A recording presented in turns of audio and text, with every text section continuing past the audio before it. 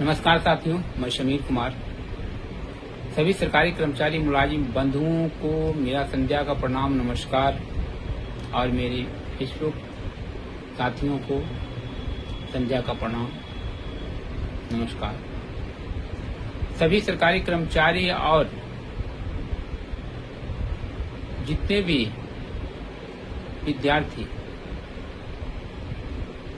जो कि कंपटीशन की तैयारी कर रहे हैं या प्रतियोगिता परीक्षा की तैयारी कर रहे हैं, उन लोग से आग्रह है और निवेदन है कि आप सभी सरकारी कर्मचारी और विद्यार्थी लोग या जितने लोग हमारे फेसबुक अकाउंट से जुड़े हुए हैं, सभी लोग अपने अधिकार के प्रति जागरूक रहें। खासकर हमारे सरकारी कर्मी जो सरकारी सेवा में हैं, उन्हें जागना अति आवश्यक है, क्योंकि हम सभी सरकारी कर्मी अपनी पुरानी पेंशन के प्रति, अपने अधिकार के प्रति, अपने बुढ़ापे में सम्मान के प्रति, अपने बुढ़ापे में सम्मान पूर्वक जिंदगी व्यतीत करने के प्रति जागरूक होना अति आवश्यक है। हमारी पुरानी पेंशन व्यवस्था समाप्त कर दी गई है। हम कर्मचारियों को बाजार के भरोसे छोड़ दिया गया है। इसलिए हम सभी कर्मचारी मिलकर एनएमओपीएस का, जो कि पुरानी पेंशन बहाली की लड़ाई लड़ रहा और निजीकरण का, भारत में निजीकरण का दौर चल रहा। निजीकरण का दौर ऐसा है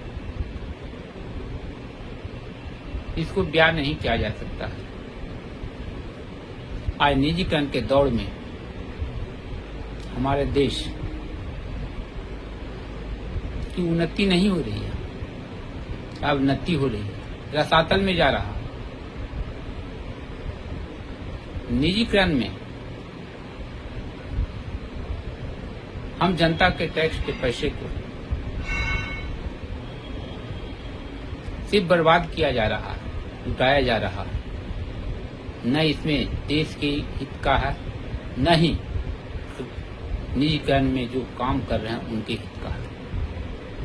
बस इसमें दो ही व्यक्ति का हित है, जो बिचौलिया में आते हैं, जो ठेकेदार हैं, उद्योगपति हैं,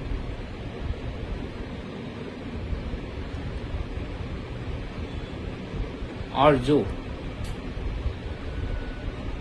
अधिकारी रैंक में। निजीकरण क्यों किया जाता है? सिर्फ कमीशन खोरी के लिए, ठेका प्रथा क्यों दिया जाता है? सिर्फ कमीशन खोरी के लिए। इसलिए भाई, आप अपने अधिकार के प्रति, अपने देश के प्रति जिम्मेदार बने और अपनी पुरानी पेंशन की मांग को एनएमओपीएस के साथ देकर बुलंदी तक पहुंचाएं। आज एनएमओपीएस के बैनर तले पूरे भारतवर्ष में पुरानी पेंशन की मांग और निजीकरण बंद करो की मांग, टीटी अनिवार्यता समाप्त करो, एनपीएस भारत छोड़ो आंदोलन के साथ सभी कर्मचारी एकत्रित और अपनी आवाज को सरकार के कानों तक पहुंचाएं। हमारी सरकार हमारी आवाज को सदा कुचलने का काम किया, फिर भी हमारे राष्ट्रीय अध्यक्ष विजय कुमार बंधु जी ने आंदोलन जो खड़े किए, उस आंदोलन के बदौलत 5 राज्यों में पुरानी पेंशन फिर से बहाल हो गई है। इसलिए खासकर सेंट्रल कर्मचारी, रेल के कर्मचारी, बैंक के कर्मचारी, इलेक्ट्रेट के कर्मचारी और सैनिक लोग इसके प्रति जागरूक हूं और जहां भी मौका मिले पुरानी पेंशन का प्रदर्शन हो वहां आप सशरीर पहुंचे और अपनी उपस्थिति दर्ज कराएं। इससे हमारे आंदोलनकारी को, हमारे क्रांतिकारी साथियों को बल मिलता है। आपकी संख्या देखकर बल मिलता है, जोश पैदा होता है, जुनून पैदा होता है, लड़ने का जज्बा पैदा होता है, विरोध करने का जज्बा पैदा होता है। इसलिए आपकी संख्या जितनी अधिक होगी, आवाज उतनी जोर से लगेगी और उतनी दूर तक जाएगी और सरकार के कान पर जाकर चुभेगी। सरकार पुरानी पेंशन देने को विवश होगा। यदि सरकार अब पुरानी पेंशन नहीं देती है तो खुद को पुरानी पेंशन छोड़ना होगा। इस बात को गांठ बांध लीजिए और 2029 के चुनाव में इसका नतीजा तो देखना पड़ेगा। जो ओपीएस की बात करेगा, जो हम कर्मचारियों की पुरानी पेंशन देगा, वही देश पर राज करेगा, वही देश पर राज करेगा। सरकार कान खोल कर सुन ले। यूपी में चुनाव है, यहां से सरकार का पतन लिखा हुआ है। यदि उससे पहले यूपी सरकार पुरानी पेंशन लौटा देती है तब तो खैर है, अन्यथा सरकार जाएगी और इसका नतीजा 29 के चुनाव पर भी पड़ेगा। इसलिए सरकार से आग्रह है कि हम कर्मचारियों की हक को लौटा दें, हमारे बुढ़ापे की लाठी को लौटा दें, जिससे कि हम जिंदगी गुजर बसर कर सकें। एक ओर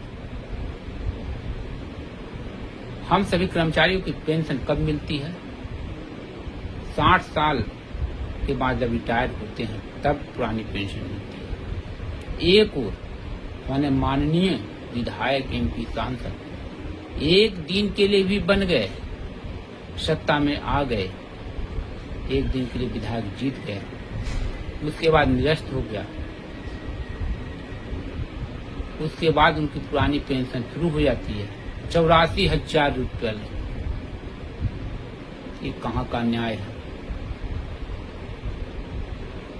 क्योंकि ये सांसद लोग स्वयं कानून बनाते हैं और पारित कर देते हैं। देश के लिए थोड़े सोचते हैं।